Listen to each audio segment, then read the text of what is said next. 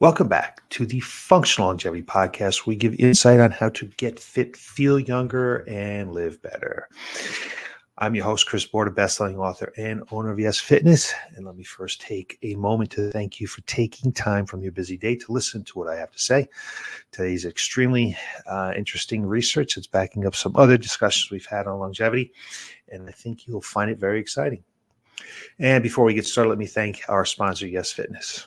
Most people lose the ability to enjoy life as they age. At Y.E.S Fitness, we help people age 40 plus get fit so they can live longer and enjoy those extra years doing the things they love to do. Some quick housekeeping here. If you want to get a timestamp or a transcript of today's broadcast, head on over to yesfitnessct.com. Right at the top, you'll see a button for podcasts. Click on it, and we'll give you access to any one of our 285 broadcasts. You can also get this podcast wherever podcasts can be found. Revealing new reasons to promote caloric reduction. Get ready for a deep dive into the mysteries of aging. A recent NIA-funded study has some groundbreaking news. Long-term caloric restriction might just be the key to putting the brakes on the biological aging process in healthy adults. Now, this is certainly a time of year, this month, last month, and the months coming forward here as we head into the summer, where people are taking a look at their diets and specifically to try to lose some weight so they can look better and in some cases to feel better. But today I have some research for you that might spark your caloric reduction for other reasons why you might think about reducing some calories on a daily basis other than just trying to look or feel better. Now, we've discussed caloric restriction or reduction many times before. We've taken a deep dive into Dr. Longo and Sinclair's research on the effects of caloric restriction and longevity. Today, we have some new research to back up theirs that's performed on humans with some exciting results. But before we get into the nitty-gritty, let me hit you with the headline. A recent NIA-funded study has some groundbreaking news. Long-term caloric restriction might just be the key to putting the brakes on the biological aging process in healthy adults. This research, hot off the press in Nature Aging, peels back the layers of biological aging, talking about the wear and tear, the physiological changes, the loss of function that accumulates over the years. We've talked about these things before. It's the hallmarks of aging. The body's deteriorating. And guess what? The scientists at Columbia University took a unique approach to measure this. They delved into the epigenome, the record of the changes to the cell's DNA and the DNA-associated proteins. It's like checking the Post-it notes on your DNA instruction manual. And we'll get into that in a few minutes, a little bit further. The research tapped into data from the CALORIE, CALERIE trial, where they had folks intentionally cutting back on calories. Now, before I go any further with the case, and you may not be familiar with the CALORIE trial, so let me tell you about the CALORIE trial. CALORIE stands for Comprehensive Assessment of Long-Term Effects of Reducing Intake of Energy.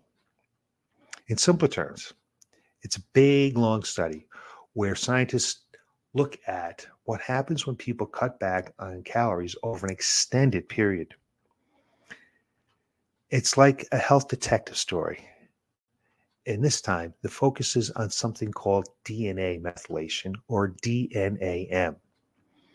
Now, you might be wondering what the heck DNAM is. And we've discussed DNAM or DNA methylation before. But so just to review, think of DNA as the instruction manual for your body. The methylation is like Post-it notes on the manual. It's part of your body's marks, which parts of the manual to pay attention to. So when we talk about DNA methylation, measures the biological aging. We're essentially talking about the changes that happen to those post-it notes as we age. So post-it notes may not say what they're supposed to say anymore. The body begins to age and deteriorate and do things that it's not intended to do. This recent study, which can be found in the journal Aging Cell, took a deep dive into how caloric restriction affects those DNA methylation marks. They followed healthy adults who were part of the calorie trial and checked out what was happening to the biological age over time. So now let's break down the study for you here. The researchers tapped into the data of the calorie trial where they had folks intentionally cutting back on calories. The goal was for 25% restriction, a reduction of 25%. But on average, they hit a 12% drop. So not quite what they were looking for, a little less than half. And here's the jaw dropper. Those who embraced this caloric restriction showed their aging pace. They slowed their aging pace by 2 to 3% compared to the folks who stuck with their usual feast, 2 to 3%. May not sound like a lot, but it is. Now, the exciting part is that they found that the long-term caloric restriction seemed to slow down the aging process at the molecular level. Imagine your body's instruction manual staying in better shape for longer. That's the kind of news that we all want to hear.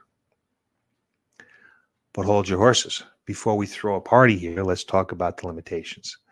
DNA-M, or DNA methylation, is just one piece of the aging puzzle. To truly understand the effects of long-term caloric reduction, we need to explore other molecular processes. And here's the kicker. The data only spans 2 years. It's like watching the trailer of an epic movie and waiting for the sequel with a longer follow-up. Yeah, here's a silver lining here. This study is a pioneer. It's the first to use DNA to quantify the effects of lifestyle on aging.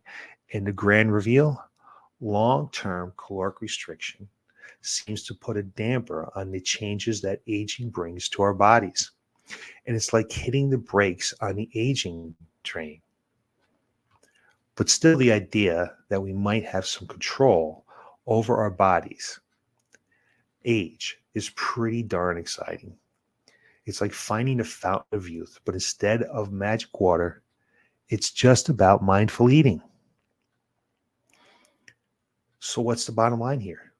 Mindful eating, my friends, not the starvation, but a controlled reduction in calories with all the nutrients in our bodies that we need.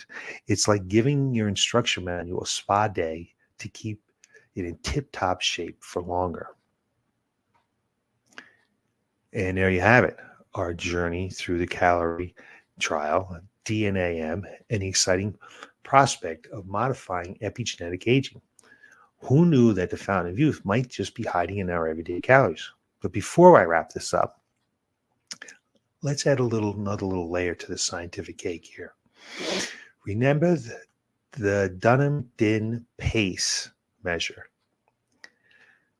That's the DNA-M-based speedometer used in the study to determine the annual rate of biological aging. Those who embraced the caloric restriction showed a 2 to 3% slowdown in the biological aging rate compared to those who continued their regular eating habits. It's like finding a secret sauce to the aging in slow motion. Notably, this study found that the clock, DNA-M, measures of biologic age rather than the rate of aging were not affected by the caloric reduction intervention. It's a subtle nuance, but an essential one where we're decoding the secrets of biological clock. So 2 to 3% might not sound like a lot.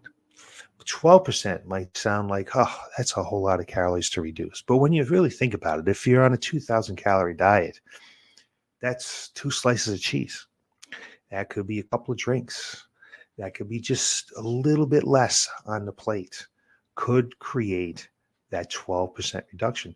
And it'll be interesting to see if they do some more research where they do get people to hit a 25% reduction in caloric caloric intake and what the effects of that would be. So it's exciting stuff to me.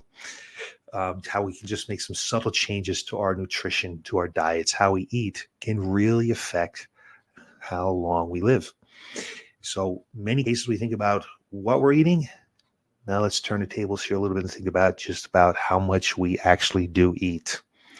Could be a couple of glasses of orange juice, small, reducing our serving sizes just a little bit to hit that 12% reduction. And over time, it will make a big difference in how long we live.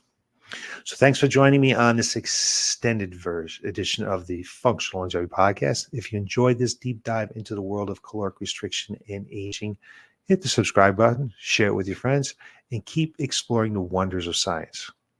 So stay curious, stay healthy, and keep those post-it notes on your DNA in check. Until next time, when I'll give you more information on how to get fit, feel young, live better, is Chris Bohr signing off, and have yourselves a great day.